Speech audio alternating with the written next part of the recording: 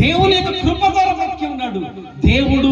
దేవుని నమ్మి విశ్వసించిన తర్వాత తన యొక్క రూపాయి లేనప్పుడు తన బిడ్డ పిల్ల వచ్చింది.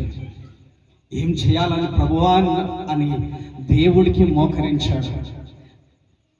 ఇంకొకటి తెలుసా, ఆయనకు ఇక్కడ ఆపరేషన్ అయింది. డాక్టర్లు అసలు చాలా మంది చేతులు ఎత్తిస్తారంటే ఇది కాదు, నువ్వు ఆశ చాలించుకోని చెప్పేసి ఒక హాస్పిటల్కి వెళ్ళి అక్కడికి వెళ్ళి ఇది సాధ్యమవుతుంది. ఏమవుతుంది? ఇది ఆయనకు అసాధ్యమైనది ఏదైనా ఉన్నదా?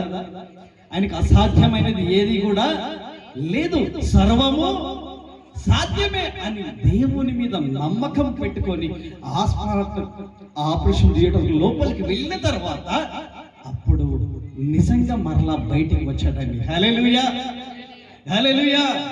చూడండి ప్రేమైన దేవుని సంగమా, దేవుని బిడ్డలారా, దేవుని వాక్యం సెలవిస్తుంది, నా వలన జీవించుచున్నటువంటి సంవత్సరములు అధికములు అవుతాయి.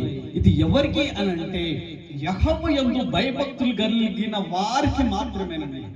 యెహోవా యందు భయభక్తులు గల వారికి మాత్రమే, అందరికి కాదు. ఇది ఇలాంటి రోజులు చూడక, ఎలాంటి కూటాలు లేక చాలా మంది తమ వారి యొక్క ఈ మార్గాన్ని విడిచి ఆ యొక్క మార్గానికి వెళ్ళిపోతా ఉన్నారు.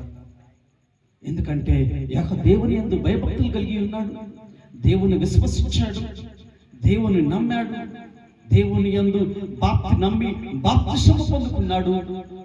నేను చనిపోయేవాడిని అని చెప్పేసి అనేకులకు సువార్తను ప్రకటిస్తూ ఉంటున్నాడు. అనేకుల ద్వారా సువార్తను ప్రకటించి ఇదిగో నేను ఈరోజు బ్రతికి ఉన్నాను అంటే ఇదిగో నా దేవుడు మహాత్మ కార్యము చేయుట వల్ల నేను ఈరోజు బ్రతికి ఉన్నానని గొప్ప సాక్షిగా ఉన్నాడు కదండి. హల్లెలూయా. ఇలాంటి సాక్ష్యం చాలా మందికి ఉండదు. మర్చిపోతారు, మేలు చేసి దేవుడు ఎప్పుడో మర్చిపోతారు, మళ్ళా పాత జీవితాన్ని గుర్తు చేసుకుంటారు. కానీ అనేక జీవితమును తనకు జీవించుతున్నటువంటి దీర్ఘాయువు సంవత్సరములు అధికములు యేసు నామములో ఇంకా అధికములు అవునుగాక. గట్టిగా చెబుదామా? ఆయన జీవించుతున్నటువంటి సంవత్సరములు ఇంకా అధికములుగా అవునుగాక. నూతన సంవత్సరం మన యొక్క దయాకిరీటమును ఆయనకు అనుగ్రహించబడునుగాక. ఇట్టి మాటలు మన జీవితంలో నీరు కట్టి ఫలింపచేయునుగాక. విత్తబడినటువంటి వాక్యము కొరకు దేవుని దాసులు సునీలయ్య గారు ప్రార్థించవలసిందిగా ప్రభు పేరిట మనవి చేస్తూ ఉంటున్నాను.